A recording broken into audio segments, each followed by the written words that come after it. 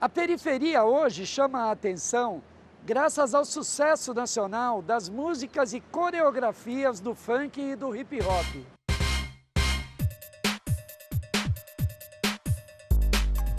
Mas no dia a dia, a população que vive nestes locais ainda sofre com a falta de oferta de serviços públicos.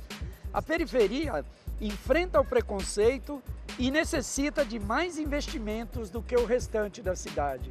As políticas públicas deveriam levar em conta a história e a realidade dessas regiões. Eu sou Gilberto Nascimento e esse é o Diálogo São Paulo. Bem-vindo! O Diálogo São Paulo fala hoje sobre periferia. Para debater o assunto, recebemos a socióloga Neca Setúbal, presidente dos conselhos da Fundação TID Setúbal e do SEMPEC, Centro de Estudos e Pesquisas em Educação e Cultura. Muito obrigado pela presença, Neca. Eu estou aqui, Gilberto. Também no programa, o produtor cultural Gil Marçal, gestor da Secretaria Municipal de Cultura de São Paulo.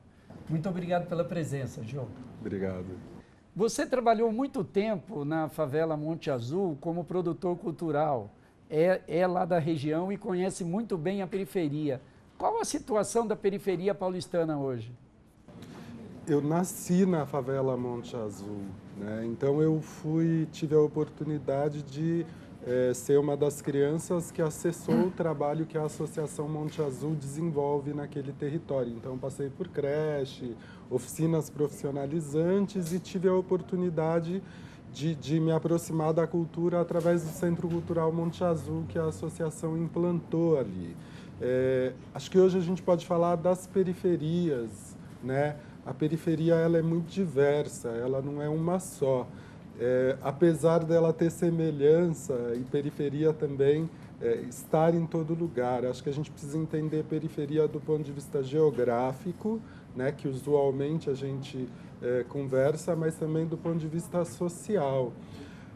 A periferia teve um avanço muito interessante nos últimos anos. Acho que São Paulo também, com o tempo, conseguiu criar uma inversão de prioridades. Então, tem um conjunto de serviços que começaram a chegar na periferia que anos atrás não existiam, desde os serviços básicos, mas também serviços relacionados à cultura, à saúde, né? Acho que tem uma melhora nos atendimentos, mas ainda muito aquém da necessidade da realidade da periferia. Acho que uma coisa que a gente ainda tem muito forte na periferia e que é muito ruim é o problema da violência com a juventude. E essa violência, ela muitas vezes ela vem de forma institucional, por meio das forças, né, do governo, da polícia. Então, para além dos problemas locais ali, dos diversos tipos de poderes institucionalizados ou não, muito jovem ainda morre na periferia. Acho que esse é um grande problema. Então, a gente tem uma série de avanços nas periferias, mas, ao mesmo tempo, a gente ainda padece de um problema que ainda ter poucas possibilidades e poucas expectativas de desenvolvimento humano para a juventude. Sobretudo, esse jovem negro, pobre, né, que está procurando caminho, que está procurando profissionalização. Ao mesmo tempo, eu acho que a periferia tem apresentado coisas muito interessantes, sobretudo na área da cultura, que é a área que eu conheço mais, né? E é importante ressaltar, para quem não conhece, o trabalho lá na Associação Cultural Monte Azul, onde o Gil atuou como produtor cultural, é um trabalho belíssimo, super interessante na área de educação e cultura, né? Neca, a Fundação TID Setúbal acabou de realizar ou promover um seminário internacional sobre cidades e territórios, onde foi bastante discutida a questão da periferia. Como você vê a periferia paulistana hoje? Olha, nossa ideia foi estar debatendo o que é essa periferia. Então, na verdade, essa pesquisa do Datafolha mostra que a periferia é vista ainda como um local de carência, mas mostra também que a periferia não é só um espaço, uma região periférica, um espaço geográfico, mas ela é vista também, o conceito periferia é como um conceito onde as populações de maior vulnerabilidade social estão agregadas. E às vezes pode ser no Morumbi, o Real Parque, pode ser outras regiões da cidade onde tem uma maior vulnerabilidade social. Agora, o ponto principal é a gente estar mostrando, primeiro, dando voz a essas periferias, né? Dialogando com ela, porque como o Gil colocou também, nós vamos encontrar coisas maravilhosas acontecendo na periferia e que nas periferias e que acabam tendo muito pouca cobertura da mídia e sendo muito pouco visibilidade. Então, criar essas pontes é um objetivo que nós tivemos junto com o seminário Cidades e Territórios. Como você mostrou num artigo na Folha de São Paulo, a periferia tem aparecido muito hoje aí por causa do sucesso nacional do funk, do hip hop, mas a realidade e os problemas continuam ali sendo pouco abordados ou tratados da maneira como deveriam. Né? Eu acho que assim, quando a gente vê no tempo, né, como o Gil também colocou, as periferias receberam muitas das políticas sociais, chegaram até as periferias.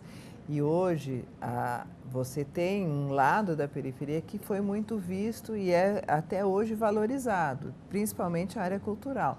Com funk, as diferentes coreografias, o hip hop, tudo isso teve uma importância fundamental na questão da identidade, do pertencimento e de poder estar mostrando isso para as outras localidades sendo valorizado, né?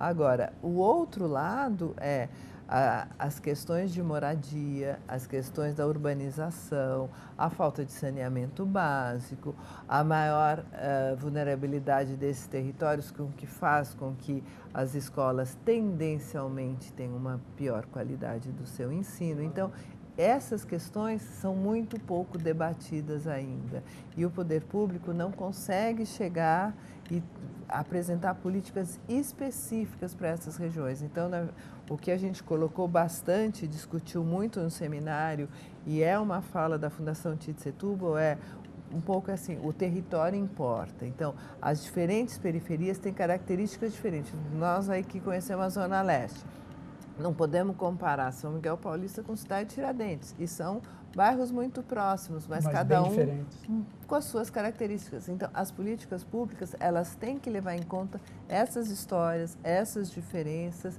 e tá realmente podendo ser políticas públicas de universalização dos direitos, mais do que universalização das políticas. Ok.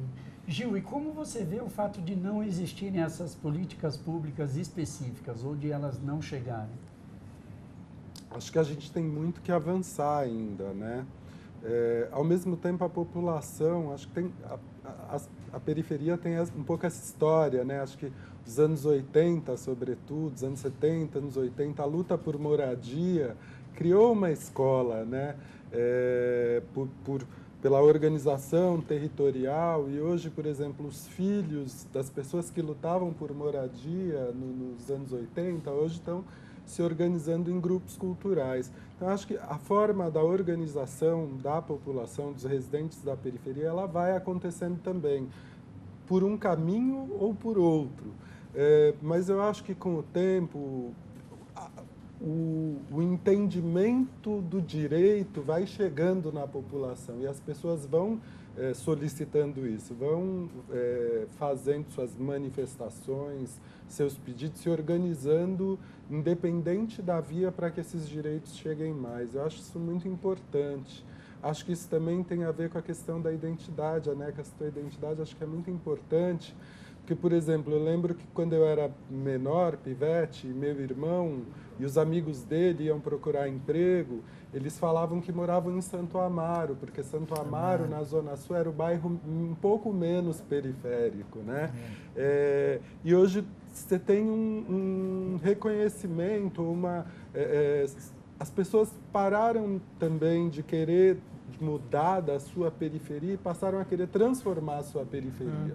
E acho que esse movimento que aconteceu nos últimos 30 anos, ele é importante porque faz também com que você se mobilize para que esses direitos cheguem mais. Acho que tem diversas questões estruturais. Tem, assim, por exemplo, o problema da educação tem uma coisa que, para mim, está muito relacionada, por exemplo, com o abandono da classe média à educação pública, né? A classe média colocou seus filhos nas escolas particulares, mas o ambiente de ensino ele é feito com a família, com a comunidade, com todo mundo. Eu sempre digo isso, que se os jornalistas tivessem os filhos estudando na escola pública, eles abordariam melhor ou tratariam melhor também a questão do ensino público. Queria só sobre isso, porque a escola ela é composta pela comunidade, pelos pais, pelos alunos, pelo corpo docente, e eu tenho muito claro na minha memória, nas reuniões de pais e professores na escola, onde, na maioria das vezes, não há pai, você tem uma mãe solteira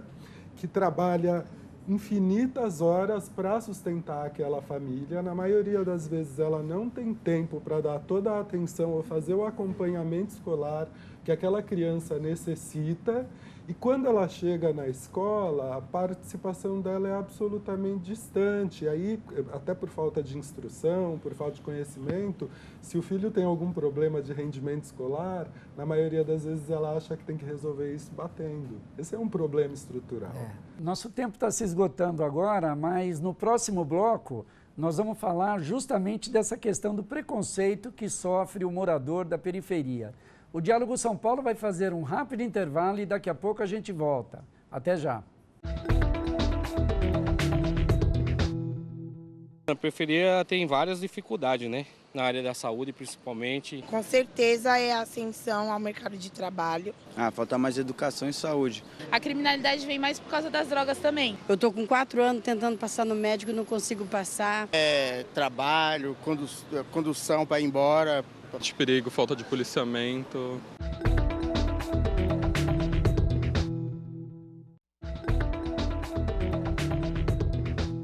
Estamos de volta. O Diálogo São Paulo fala hoje sobre periferia. Comigo, a socióloga Neca Setúbal, presidente dos conselhos da Fundação Tide Setúbal e do SEMPEC. E também o produtor cultural Gil Marçal, gestor da Secretaria Municipal de Cultura de São Paulo. Neca, por que a periferia é vista sempre como local violento, local pobre? Por que esse estigma e preconceito que existe, como o Gil vinha abordando lá no final do bloco anterior? Eu acho que a periferia ainda é visto muito porque é a imagem que a mídia acaba passando, né? A mídia acaba, por uma série de circunstâncias, se mobilizando para a periferia para falar de violência. E eu acho que isso é muito ruim para quem mora na periferia. A gente tem um trabalho com vários tipos de trabalho com jovens na área de comunicação, lá em São Miguel, e eles ficam muito revoltados quando sempre aparece esse lado negativo da periferia. Não é que não tenha, é lógico que tenha violência também, mas todo esse lado produtivo de coletivos culturais, todo o lado de trabalhos de empreendedorismo que também acontece na periferia, escolas boas que também existem na periferia, acabam não sendo mostrados pela mídia. Então, isso gera um preconceito que, quando o Gil mencionou a questão do emprego, nessa pesquisa também sobre periferia que nós fizemos, isso ainda é mencionado até hoje como entrevista de emprego, ainda existe preconceito do empregador em relação ao local de moradia das pessoas. Então, eu acho que existe um trabalho todo de estar se pensando como enfrentar essas desigualdades sociais. Eu acho que é esse o tema que se trata, entendeu? É assim, como enfrentar as desigualdades sociais no país e aí, no caso específico das periferias, com políticas públicas que levem em conta todas essas características que a gente estava colocando anteriormente, né? Então, pensar, por exemplo, como o Gil falou, a questão das escolas é fundamental hoje, né? Assim, pensar a qualidade da educação e como trabalhar com essa escola de acordo com essas características e trazendo essa comunidade de pais para dentro da escola. Então, quando o Gil fala, não, aquela mãe que trabalha sozinha, mãe solteira, que sofre toda a série de preconceitos, quando ela chega na escola, ela não consegue se comunicar, mas muitas vezes não é só porque ela não tem aquele conhecimento, também mas é muitas vezes porque a escola acaba chamando essa mãe só para falar que aquele filho não está bem. Então, isso acaba fazendo com que aquela mãe ela não queira ir para a escola. Então, aí e reforça o papel. As crianças que mais precisam, as mães não vêm. Então, a escola precisa mudar o seu olhar para as crianças, mudar o seu olhar para os pais dessas crianças, para fazer com que seja uma formação desses pais. Esse é um papel da escola. Ficar formando, mostrando para aquele pai o que significa o Plano Nacional de Educação, o que significa o IDEB, aonde que essa escola onde está o seu filho, qual é o IDEB que ela tem, como é que ela se relaciona em relação às outras escolas. Então, tem um papel formativo para que aqueles pais possam se aproximar da escola, entendendo um pouco mais do que é a escola, o que é o currículo, o que os seus filhos vão aprender, e não fazendo chamar o pai só para dar bronca em relação ao seu filho. Quer dizer, ninguém gosta de ir para um lugar que você vai receber uma bronca em relação aos seus filhos, né? Gil, eu vou fazer duas perguntas em uma. Uma era só comentando a pesquisa que a NECA citou, do Datafolha, mostra que 1/4 da população é discriminada por causa do seu endereço, né? Isso que leva a pessoa lá, mora em Francisco Morato, aí fala que no emprego que mora no Morumbi. Eu queria que você comentasse isso rapidinho. E segundo, também falar de experiências como essa, de necessidades como essa que a NECA colocou, das escolas terem um outro olhar e uma outra forma de tratar o ensino para que mude ou se altere essa realidade. Eu acho que se a pesquisa mostra que 1/4 ainda sente isso, eu acredito que a gente melhorou. Acredito que a gente teve uma evolução, querendo ou não. E acho que tem um marco que é um pouco essa questão da identidade do orgulho, quando, por exemplo, eu acho que na Copa de 2004, um jogador levanta a camisa e fala 100% Jardim Irene. Quando os Racionais pegam e falam minha área é tudo que eu tenho, né? Essa questão da identidade e do pertencimento do território. Então, as pessoas param de ter medo de falar que moram na cidade de Tiradentes, no Capão Redondo. E eu acho que o tempo ajuda a gente a ir diminuindo um pouco esse preconceito com os territórios, né? Porque você tem aquele estigma que todo mundo que mora na periferia ou na favela é bandido. Quando, na verdade, é uma grande minoria de pessoas que praticam atos ilícitos ou que se envolvem com a criminalidade. É óbvio que, né, assim, para você que tem poucas oportunidades, desenvolver um trabalho... Acho que a primeira coisa que precisa falar é que o crime deposita na juventude, nos adolescentes, uma confiança que nós não depositamos. Uma confiança de vida ou morte, porque o garoto fica no pé do morro ou onde quer que ele esteja ali na comunidade para avisar se a polícia vem ou não, se tem algum tipo de perigo em vista, etc. Esses garotos têm 12, 13, 14 anos. E a gente olha essa juventude como ameaça e não como potencial de uma transformação, de uma mudança. Acho que isso é uma coisa que a gente vai transformando, aos poucos eu acredito que tem possibilidade de mudar. Sobre a educação, eu queria... Só complementando, é importante ressaltar que tem muita coisa boa saída da periferia, fazendo sucesso. Os Racionais MCs são exemplos. Exatamente, Criolo, muita gente boa, Criolo, muito trabalho exatamente. bom. Hoje você tem coletivos de saraus organizados na cidade, esses saraus são tão importantes em todas as regiões da cidade, de sul a leste, de norte a oeste. Começaram forte lá na Zona Sul e hoje se espalhou por toda a cidade. Sim, você tem toda a cidade, mais de 50 coletivos de saraus. E o legal do sarau é que, ao mesmo tempo que você é espectador, você também pode ser o artista. Então, o poeta é o taxista, é a dona de casa, são as pessoas comuns, os trabalhadores comuns. Eu queria só, em relação à educação, fazer um link com o funk, né, que eu acho que é um assunto difícil, que a gente ainda está debatendo muito, porque ainda há um preconceito muito forte com o funk. E acredito que enquanto a gente não se apropriar, não participar do funk, a gente ainda vai ter uma visão muito preconceituosa disso. Eu lembro que eu vi um funkeiro falar que assim, o menino tem um repertório de 100 palavras. 50 delas é palavrão, que é o que ele tem na vida, e ele faz milagre ainda ao trabalhar aquela música. ou aquele funk.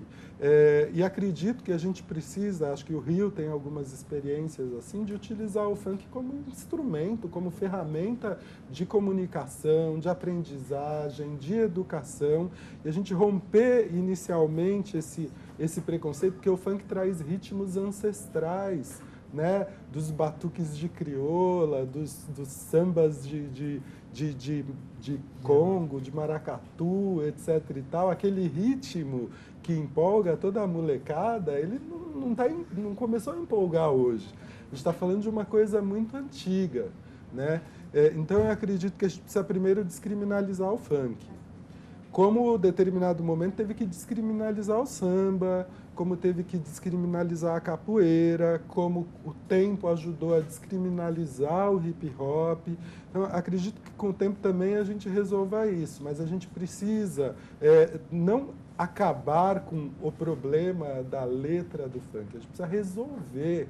E resolver é diferente de acabar. Resolver toca na questão da educação e da escola, que a Neca estava falando, que a gente está conversando, toca na questão do pertencimento, dos conhecimentos, né? do reconhecimento da vida humana e dos direitos. A gente precisa discutir gênero e sexualidade, né? Só para concluir isso, porque tudo aquilo que é proibido nos planos municipais e nacionais de educação, a arte é livre. E a arte possibilita a discussão do que não está institucionalizado.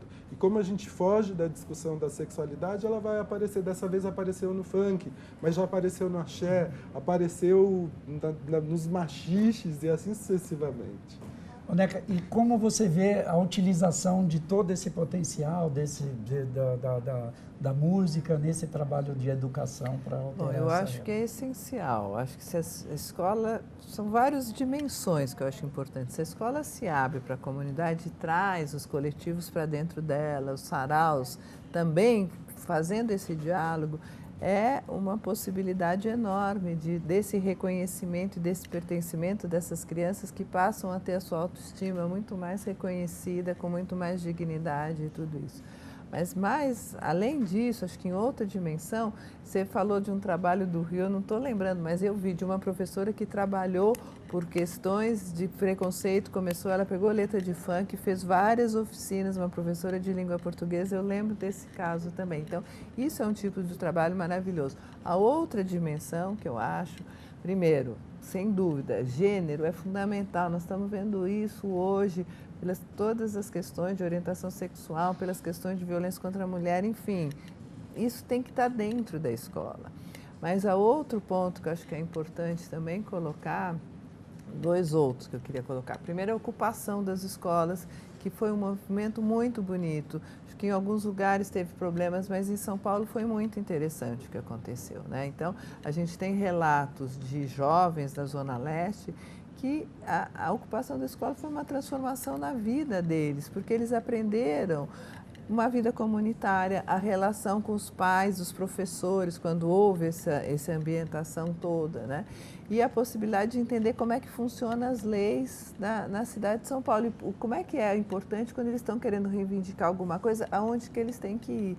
Então, essas questões todas têm que estar dentro da escola. E eu estou falando das ocupações, porque durante as ocupações os meninos fizeram várias aulas, né? E chamaram várias pessoas para falar sobre as questões culturais. A falta de lazer nas periferias vai aguçando que também essas questões da sexualidade e tal acabam tendo pouca direção, porque você acaba tendo poucas opções de lazer, de conhecimento, de universalização e ampliação desse repertório cultural. Então, isso também, como é que a gente vai trabalhar? Não é acabando o funk, mas é dando várias opções, e o funk está dentro dessas opções e talvez com um repertório mais ampliado.